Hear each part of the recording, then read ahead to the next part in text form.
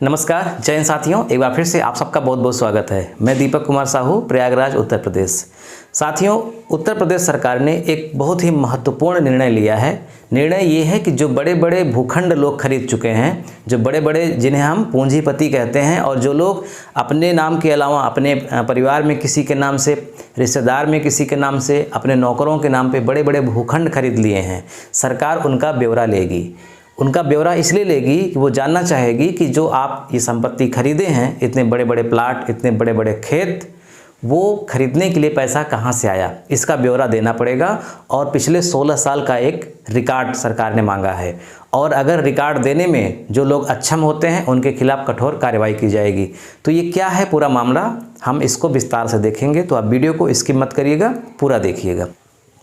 तो सबसे पहले यहाँ पे देखिए, हमने एक पेपर की कटिंग लगाई है। ये हिंदुस्तान का पेपर है। इसमें जो है पूरा विस्तार से बताया गया था 12 नवंबर का। प्रदेश में बेहिसाब संपत्तियाँ लेने वालों का ब्यौरा और तलब होगा। तो इसमें क्या क्या बातें बताई गई हैं, कौन कौन इस जांच के दायरे में आएगा और कितना रिस्ट्रिक्शन है, इसी के बारे में इसमें सारी बातें विस्तार से बताई गई हैं। देखिए, लखनऊ समेत यूपी के कई ज़िले इसमें शामिल हैं, यानी कि सबसे बड़ा कारोबार इसमें देखा गया है लखनऊ में। और उत्तर प्रदेश के लखनऊ के अलावा भी बड़े बड़े ज़िले हैं और सारे ज़िले हैं, संपूर्ण यूपी कह सकते हैं। बड़े बड़े भूखंड व ज़मीनें खरीदने वाले प्रभावशाली लोग बेनामी संपत्ति की जांच के दायरे में आ गए हैं। पिछले 16 वर्षों में, ध्यान रखिएगा, 16 वर्षों में जिन्होंने भी बड़े प्लाट व ज़्यादा ज़मीनें खरीदी हैं, उन सभी की जांच शुरू हुई है। 16 साल पहले से लेकर के 2024 यानी अब तक आयकर विभाग की बेनामी संपत्ति इकाई ने जिलाधिकारी, विकास प्राधिकरण उपाध्यक्षों, आवास आयुक्त से 1 जनवरी 2008 से 1 नवंबर 2024 तक 1000 वर्ग मीटर से बड़े प्लाट व ज़मीनें खरीदने वालों की सूची तत्काल मांगी गई है। निजी व कंपनी दोनों के नाम खरीदी गई संपत्तियों का इसमें लेखा जोखा है।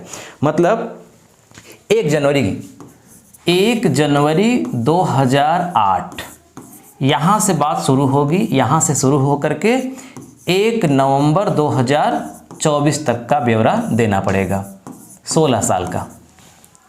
1 नवंबर के बाद जो खरीदे हैं वो इस जांच के दायरे से बाहर हैं अभी, और इधर 1 जनवरी के पहले जो खरीदे हैं 2008 के पहले, वो भी इस जांच के दायरे में नहीं आते। जांच के दायरे में कौन कौन आता है? जो भी 1000 वर्ग मीटर से ज़्यादा, 1000 वर्ग मीटर ज़मीन या फिर इससे ज़्यादा ज़मीन खरीदा है, चाहे वो अपने नाम, चाहे घर वालों के नाम, चाहे वो अपने नौकर के नाम, चाहे रिश्तेदारों के नाम, चाहे दोस्तों के नाम, किसी के भी नाम खरीदा है, उससे पूछताछ होगी। और ध्यान रखिएगा, ये जो ज़मीन है, कोई अगर निजी व्यक्ति अपने नाम पे खरीदा है वो भी, और जो अपनी कंपनी के नाम पे खरीदा है वो भी जांच के दायरे में है, यानी कि निजी और कंपनी दोनों।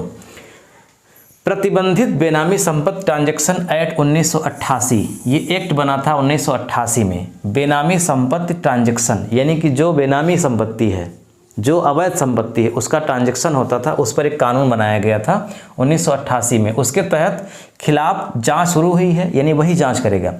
यही कानून के तहत जांच शुरू की गई है। इसमें कई बड़े अफसरों, मंत्रियों, विधायकों, बिल्डरों तथा नवधनाढ़ व्यवसायियों की गर्दन फंसती नजर आ रही है। विधायक भी फंस रहे हैं, मंत्री भी फंस रहे हैं, बड़े बड़े अधिकारी भी फंस रहे हैं इसमें। लखनऊ, नोएडा, गाजियाबाद, मेरठ, बरेली, कानपुर और वाराणसी जैसे बड़े जिलों तक जांच की आंच पहुंच चुकी है इसमें। आयकर विभाग के उच्च पदस्थ सूत्रों के अनुसार इसमें काले धन के इस्तेमाल की जानकारी हुई है। बेनामी संपत्ति निषेध इकाई के IRS अफसर की व डिप्टी कमिश्नर आलोक सिंह ने 5 नवंबर 2024 को नोटिस भेजकर जांच शुरू होने की जानकारी दी है। आयकर विभाग ने विभागों को कहा है कि हिला हवाली पर संबंधित विभाग के अफसर पर प्रति डिफ़ॉल्ट 25,000 रुपये जुर्माना लगेगा।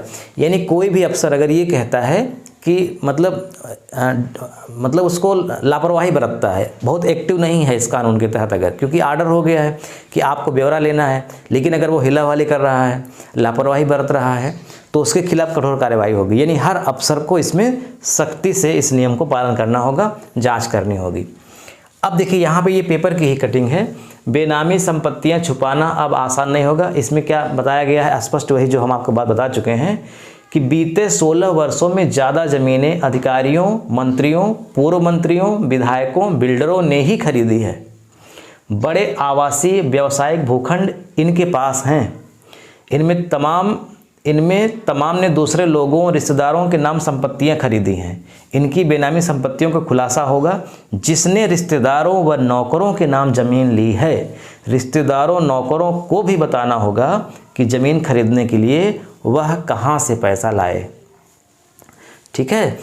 अब देखिए, खुद या कंपनी के नाम 1000 वर्ग मीटर से ज़्यादा ज़मीन खरीदने वाले जांच के दायरे में हैं।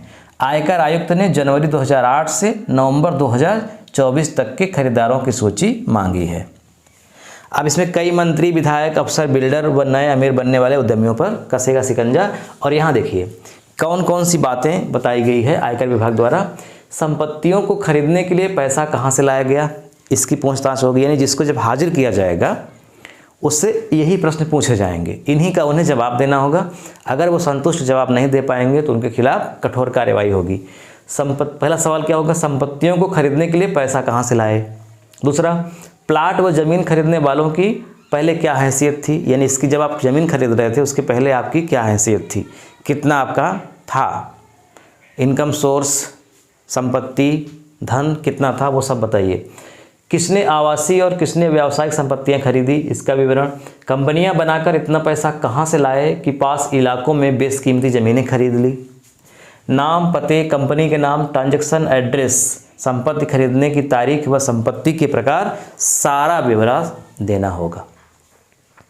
और ये ठीक भी है क्योंकि बड़े बड़े जो बिल्डर होते हैं वो बड़ी ज़मीनें खरीद लेते हैं और फिर उसके बाद छोटे छोटे उसके टुकड़े करके बहुत ऊंचे दामों में बेचते हैं। अगर वो बड़े बड़े लोग खरीदने न आएँ तो इतना ज़मीन का दाम भी हाई नहीं होगा और इसके कारण जो गरीब वर्ग के लोग हैं जिनको सचमुच ज़मीन की आवश्यकता है घर बनाने के लिए, वो आसानी से खरीद पाएंगे कम पैसे में।